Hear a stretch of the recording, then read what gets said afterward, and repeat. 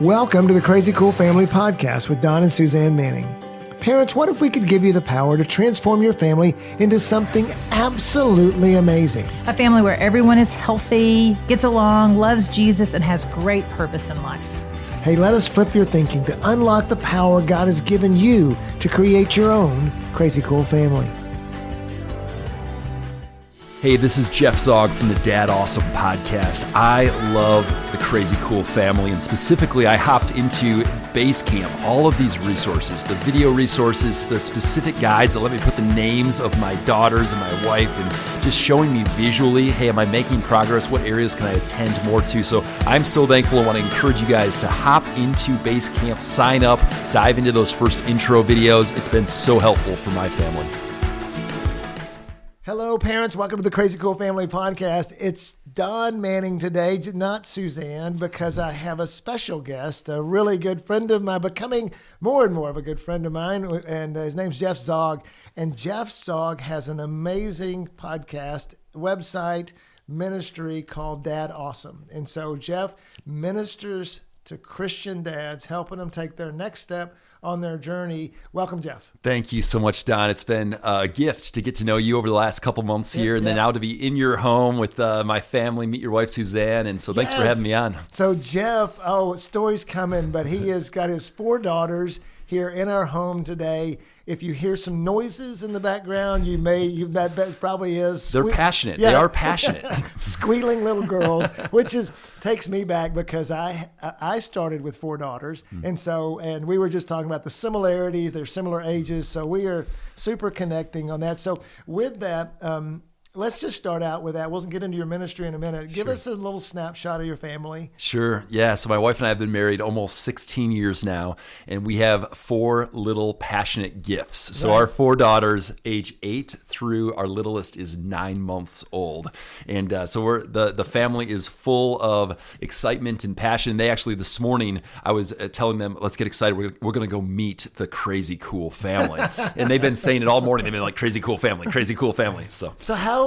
So you guys were married a while before you had kids. Yeah. So there was about 7 years, and about 3 or 4 of those years were, wanting to enter this journey of being parents, and it taking longer than we thought, and trusting God for miracle gifts. And all 4 of them are answers to prayer. So that is that's a long time to wait. I've dealt with, heard from people.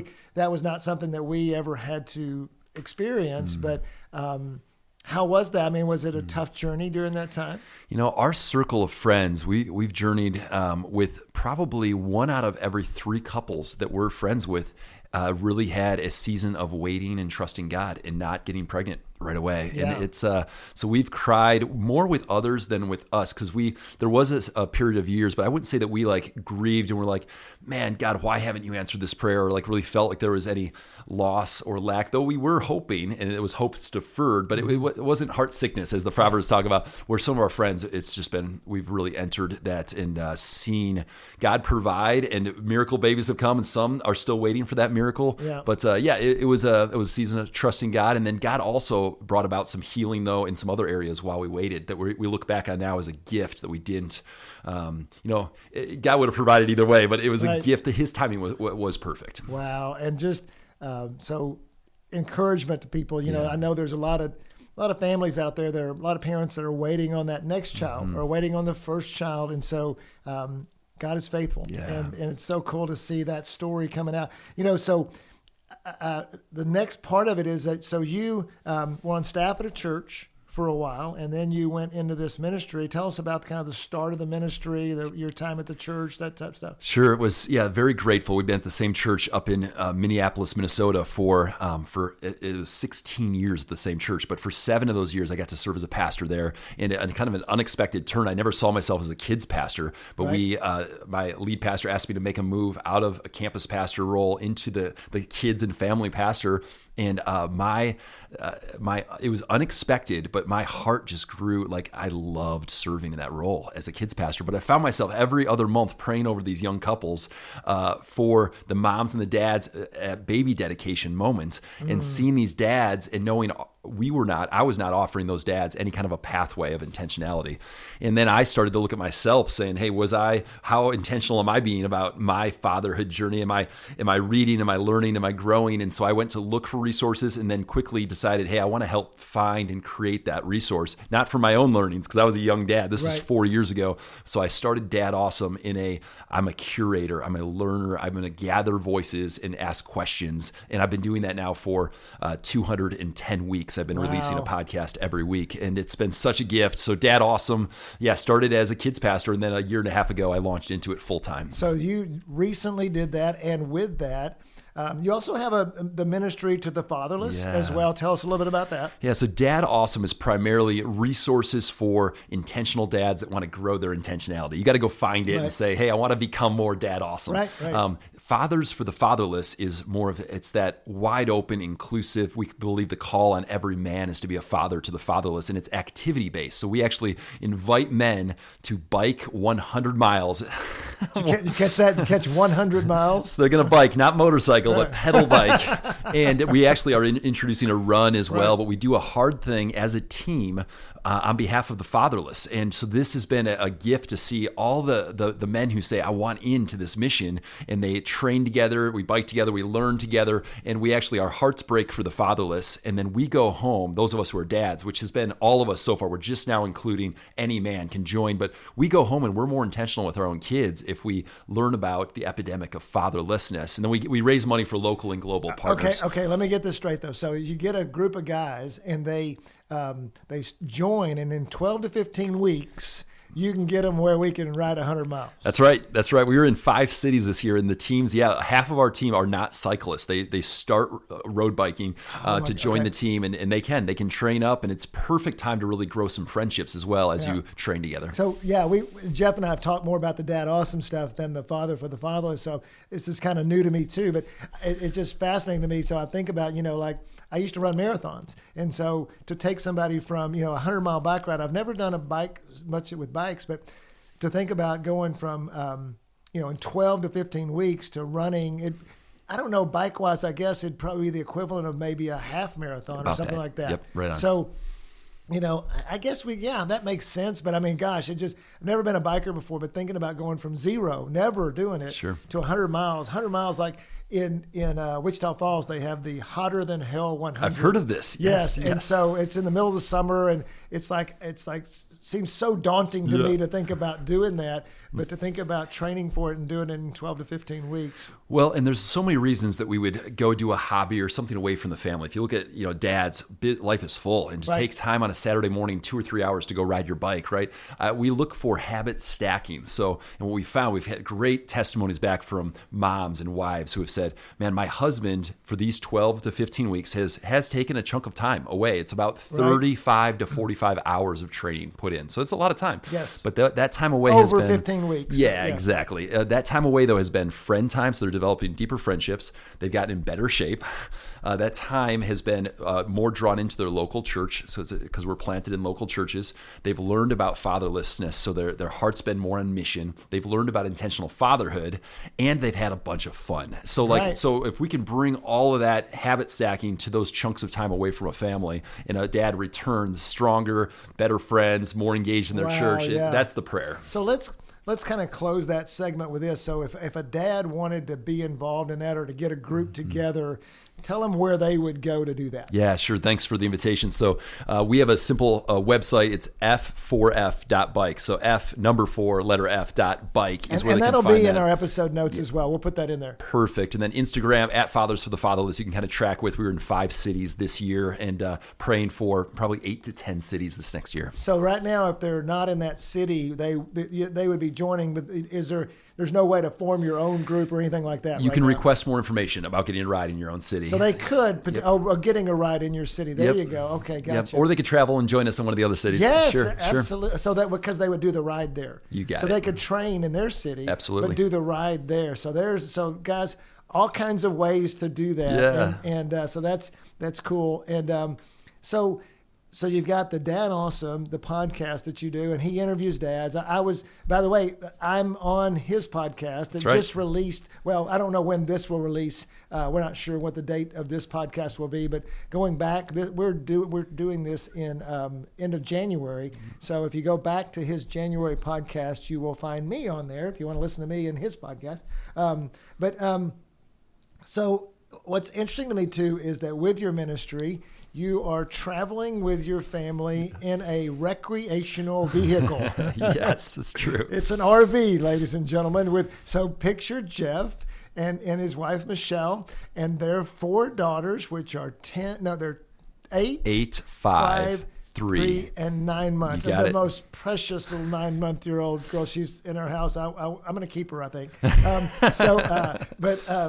Oh my goodness! And so they are traveling in a nice RV. So, but still in an RV. They have left their house and are on a 20-week, 25-week journey. A while. We're trusting God for each part of that, but it'll probably end up being about 20 weeks. Yep. Yes, and so I think all guys think about that and tell us about the reality of that. Yeah, so this is, again, we're 4 years into this ministry. We're a year and a half into going after this full time. And I had been in 5 cities to do these century bike rides with Fathers for the Fatherless. And one of those cities, I flew away from my 4 daughters and my wife to lead the ride without them. The other 4 cities, we went together. And I just I really felt like, man, I don't want to be a dad who flies away from my girls to lead a fatherhood ministry where I tell other dads to stay home with your girls, that's or kids.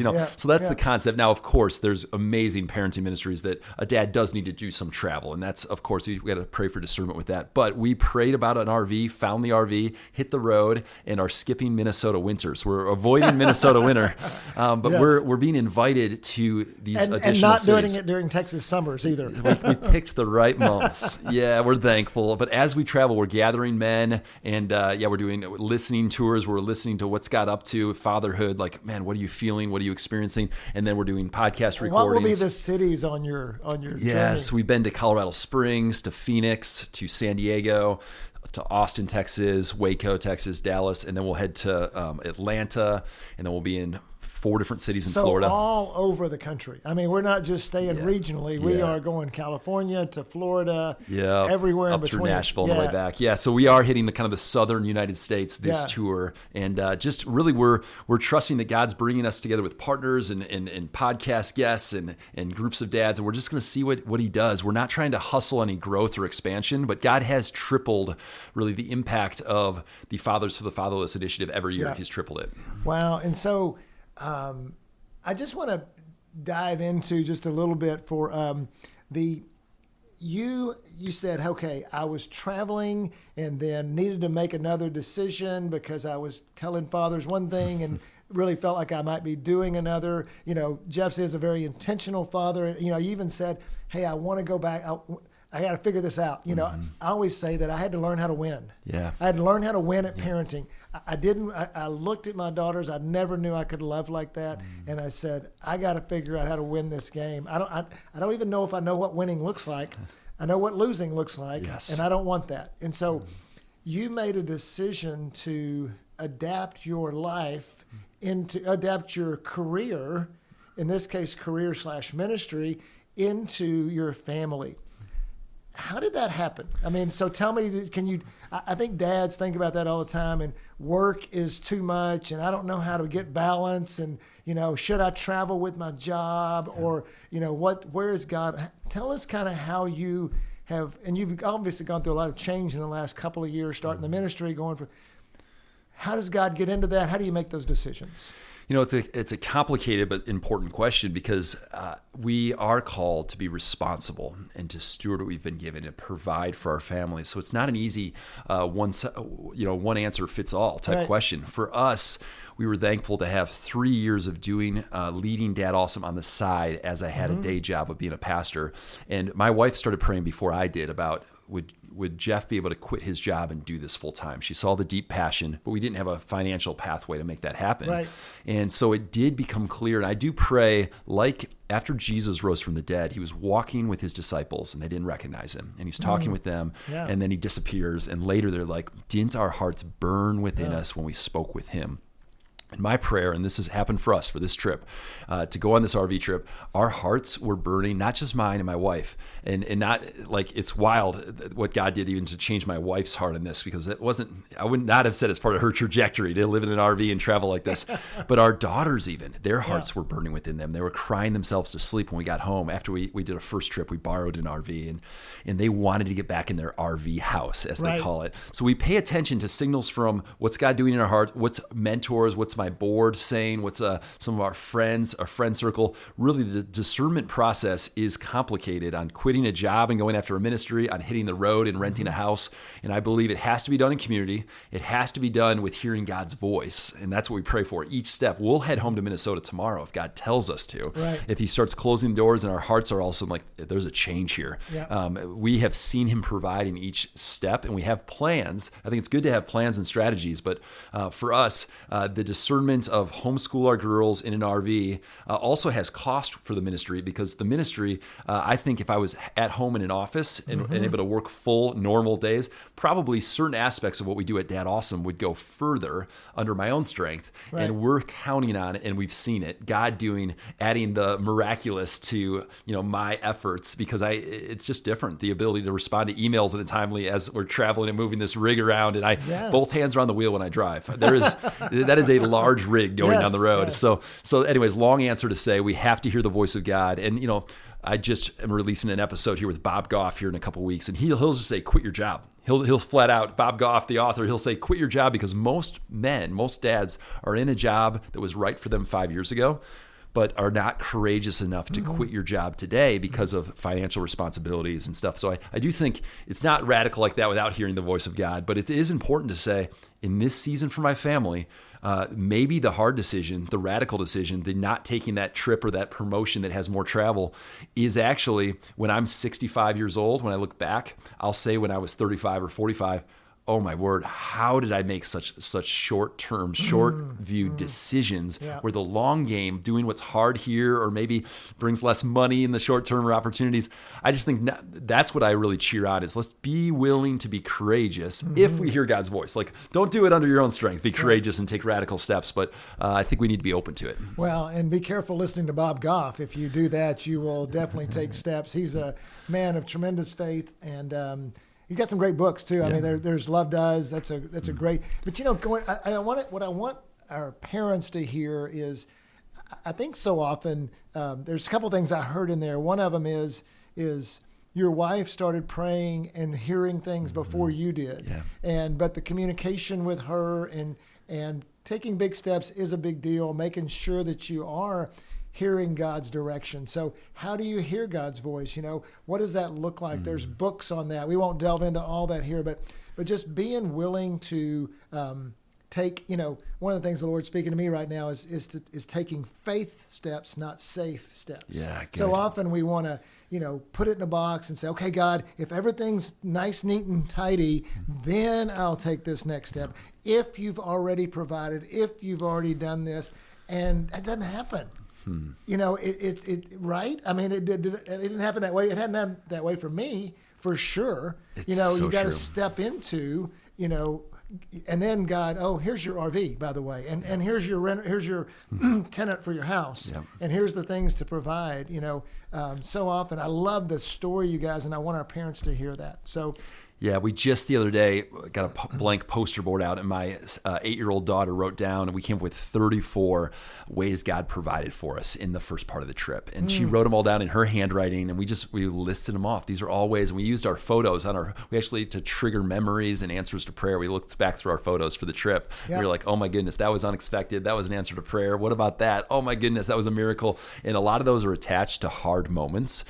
And to that point of if a dad is playing it safe and not stepping into what's hard and what's difficult, and that's part of even the reason that 100-mile bike ride is, I think if we physically are willing to do things that are hard and stretching, maybe in other spheres of our life we'll be willing to do the hard thing or have the hard conversation, and so many parallels with that. But I do believe if we're not stepping out, if we're not at least experimenting, and you can keep your day job and experiment with a passion. I had a buddy in Arizona who he gathers a group of dads once a month, and that decision to step out and invite other dads into a small group is actually, not many people do it. the vast majority of people do not take the initiative to gather around the theme of intentional fatherhood because all of us feel like we're failing.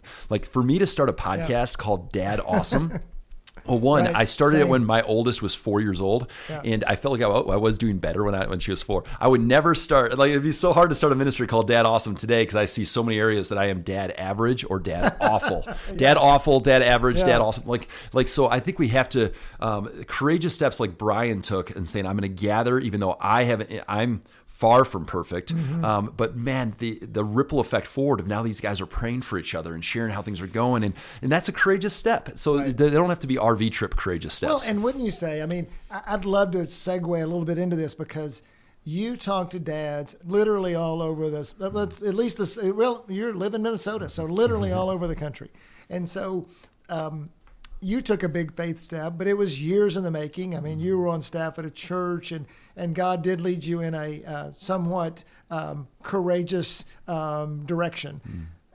Most guys, though, are going to be working a job, and I think those are the kind of things where still hearing God and taking those next steps to be a small group leader, just like you said. Can you think of other things? I mean, whether it doesn't just have to be dads, but where parents have taken a next step and you've just seen them be courageous in that. Can you think of other examples that come along those lines? Sure. Yeah. My buddy Josh, he took his son on a series of one-on-one just guy time moments. And he actually does every single week take time one-on-one with his son. And my buddy Josh, he stepped in and how old's Josh? How old's his son? So Josh is my age. I'm about to turn 40. His son is 9 years old, I believe. And he did a strategic 3-step process up to talking to his son about how God made his body and on what sex is. And he had the birds and the bees conversation that is, I cried when he told me the story because he cared so deeply to step into an uncomfortable conversation.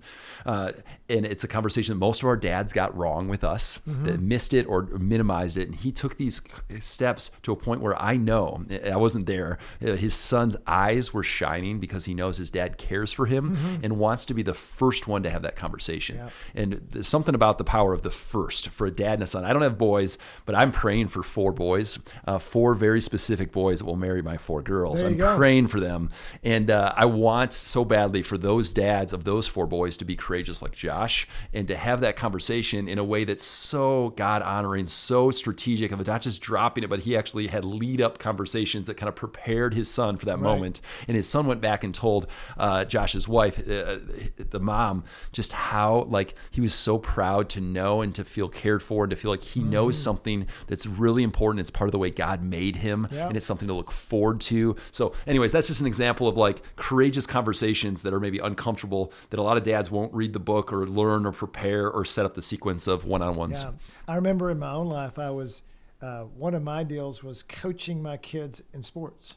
That I just decided that's what I was going to do. And I remember, and Jeff has 4 daughters. I have 4 daughters. If you just keep having them, Jeff, the boys come. So just I never thought that's the other way to get some more boys. I never thought I'd have boys, and now I have 3. But it was like something changed. I don't know what flipped, but something changed.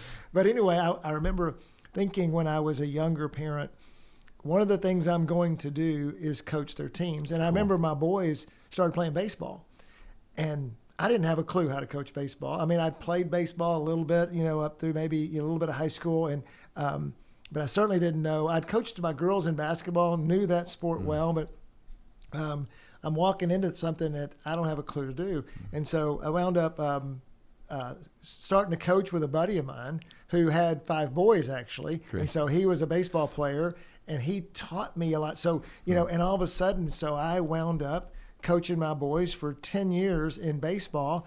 Amazing. And invested a lot of time, effort, and energy into that relationship through coaching sports. Yeah. And so I just have, especially for dads, what's your next step? Yeah. What is God speaking to you? And don't you find that we're all scared? I mean, when you talk to dads all over the country, just like I don't have a clue how to coach baseball. Yep. And I don't know that I'm scared because I'm standing in front of these 6-year-old boys and they expect me to know something, but I'm supposed to step into it. So, and there's always a pathway. And so Is that what you're seeing, that you got to encourage those dads to do that? Yeah, scared leads to passivity. So I think a lot of dads will be out play, sports metaphor. You know, playing on your toes, leaning in or leaning out, and a lot of dads are leaning out of fear versus leaning in to opportunities like coaching. And so I do think fear and then shame. I think there's a lot of us who feel like we've disqualified, we've done something, or our dad did something, or hey, the best I can do is just survive this season, and so that I think lies are coming at all of us dads that we are not doing a good job. Because we're looking at the short term, we don't see the impact of intentional fatherhood short term.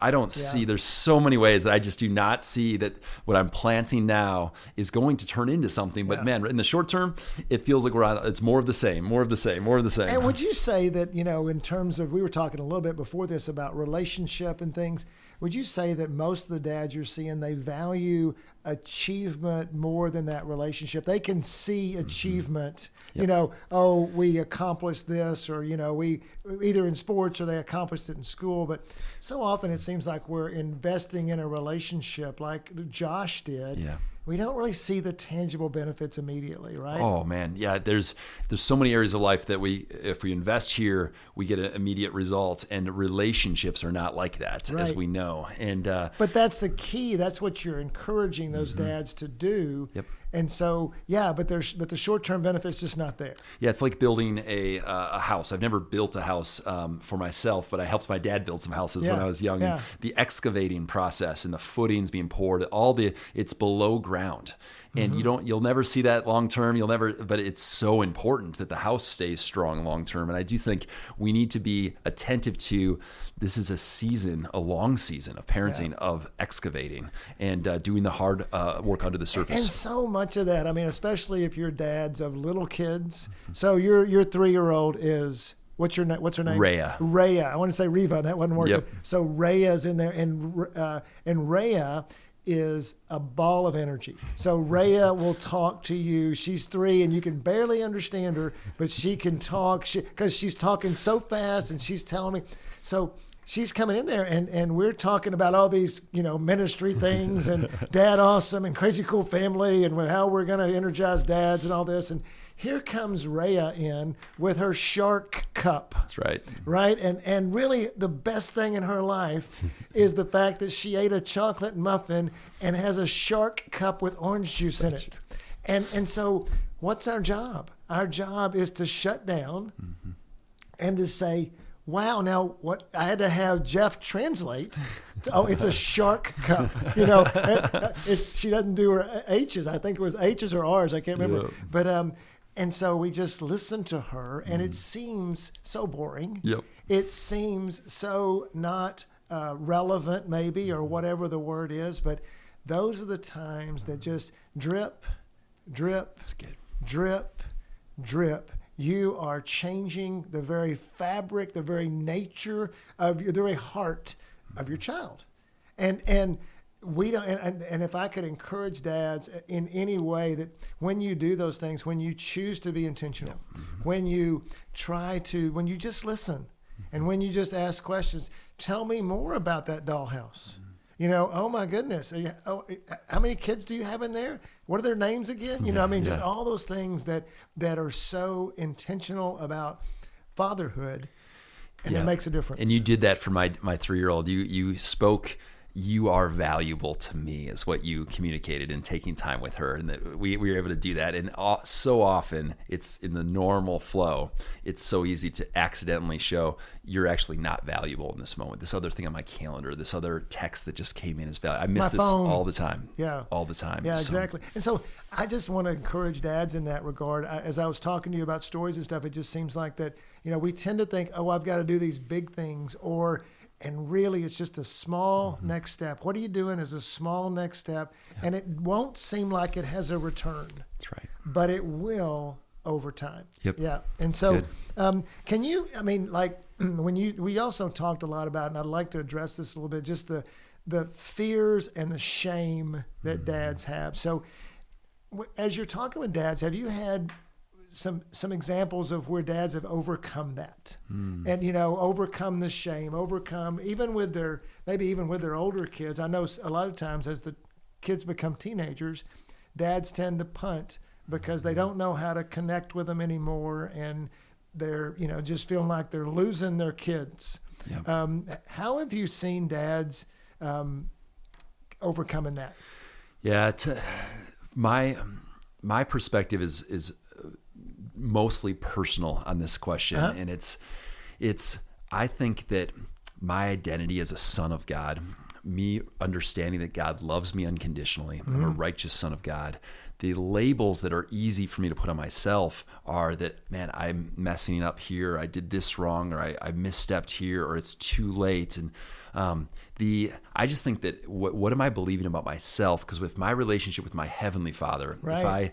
I've been using this analogy of a waterfall. If I'm experiencing the waterfall of God's love, and that water is bouncing off me and hitting my girls. Oh, wow. Yeah. They're getting wet. And then we talk about this in our family, that then my prayer for them is the water bounces off them and hits each other. Oh, yeah. And hits others, their friends. And to me, the identity of, like, as soon as I start to believe lies, and Satan would love to kill, steal, and destroy, that love, the flow of the waterfall down onto me. And then if he does it there, he wins with me passing it to the next generation, my girls. Right. So to me, I just feel like that is the constant. And I carry a knife that is a reminder. Just every time I touch the knife in my pocket I am a loved son of God, and he's fathering me. I have a father who's still fathering me. And because we can make mistakes, but it doesn't affect my sonship. And if I get my sonship right with my Heavenly Father, then I'm going to much more likely get the showing pleasure to my daughters and showing them life. And we do talk about this back and forth. We can choose to bless or curse, and on accident, if we're not intentional, we will accidentally curse our kids. I will accidentally do curses, and what that means is just basically I'm diminishing them. I'm not showing them value. I'm not speaking life over them, and it's a choice every single day. So that's maybe a broader answer than you were looking for. No, I think it's awesome because you just realizing the impact of your actions, and I want to, as we kind of land the plane here, I want to segue into this. And you mentioned identity, and you talked to dads about an acronym called LIFE. Sure. So, and I think it's really cool, and I love, things that we can remember. A lot of times women are so much smarter than we are. Dads, true. We got to, there's so much more relational, and most of the time we have to really work at these things. And so I love when we have things that we can, and life relates to identity as well. So explain life. Yeah, sure. After a couple of years of hosting the Dad Awesome podcast, I was like, okay, we've got all of these interviews. What are some of the common themes? And the common themes, what I thought I had like them framed up, and then God showed me, is like, no, it's this. And it's from Deuteronomy chapter 30, verse 19. And it says, I've set before you life and death, blessings and curses. Now choose life so that you and your kids may live. So we have a choice as dads to choose life. And it doesn't just affect us, it affects our kids. They get to experience life. So life, spelled L-I-F-E, the L stands for loved. And this is what I've seen so many themes from interviews, is identity. I am loved.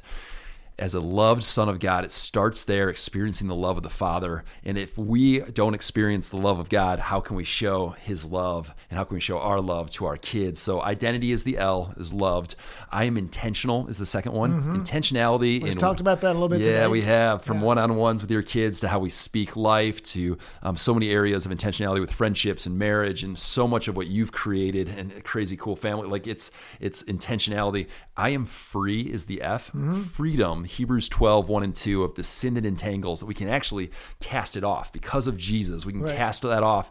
I use the analogy of walking on broken glass. And if a dad has experienced pain from their own father or absent father, or pain from decisions they've made, and they've got glass in their feet, you're walking with bare feet on broken glass, you can't run. You can't do what you're designed to do. So there's actually a process of forgiveness and of letting go and of experiencing the love of our Father that leads to freedom. It's a freedom journey. And freedom, even going to Galatians 5, it is for freedom that Christ set us free.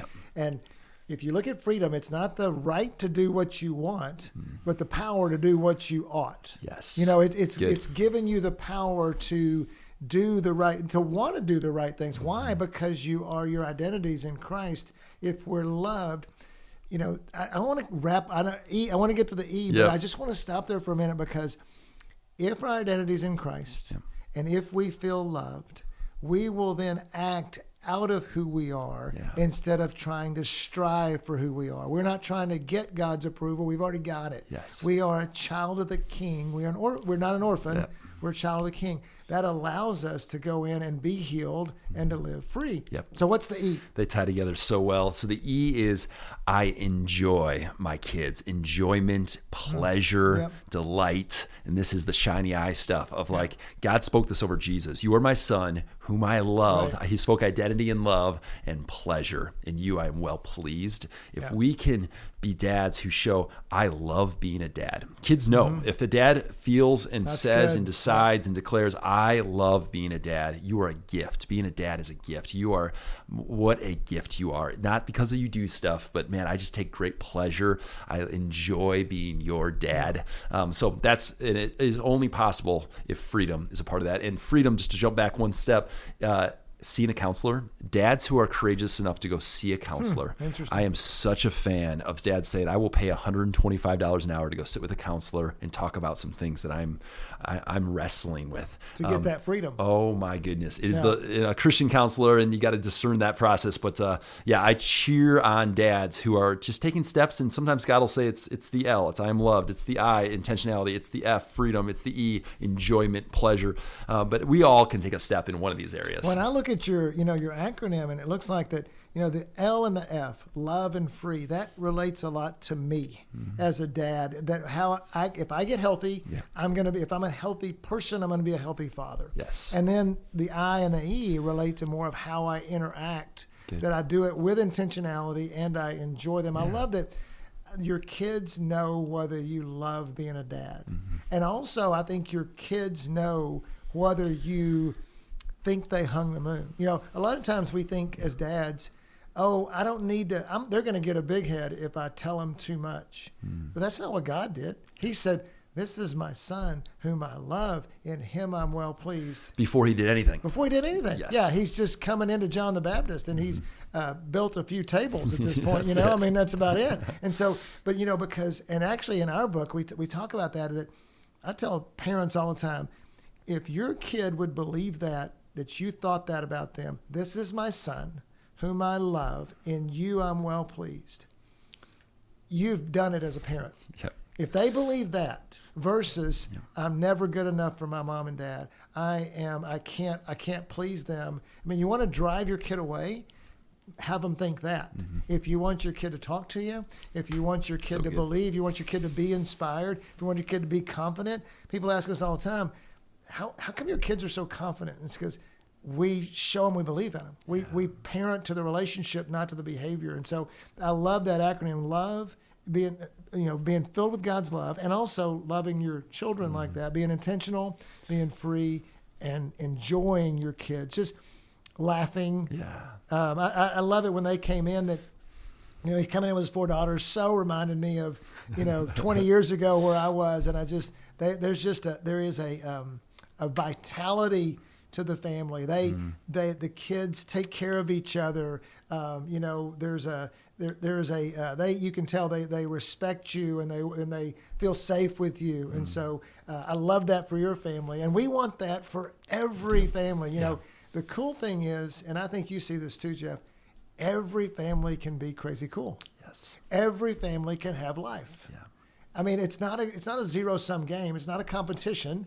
In fact, in the kingdom of God, the more crazy cool families we get, the better. Yeah. Because it becomes this upward spiral, and everybody's helping. I mean, Macy was here, my 3rd daughter, who works with us at Crazy Cool Family, and she said, I'm so glad you had this family over. They're a family that blesses others. Oh.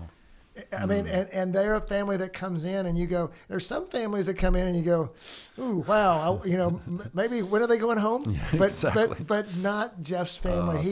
He's the real deal. He's investing.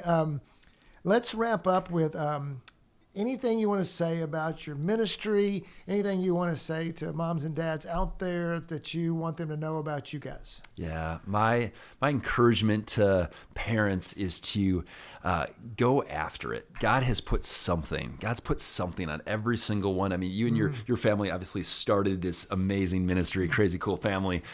My family had the gift of starting the ministry, Dad Awesome. But don't take like, oh, that's for you, that's not for me. I just believe God has put a spark somewhere, and usually the spark has to do with a hurt or a pain. There's something that causes you to cry. There's something that causes you to feel like that's heavy, that's wrong.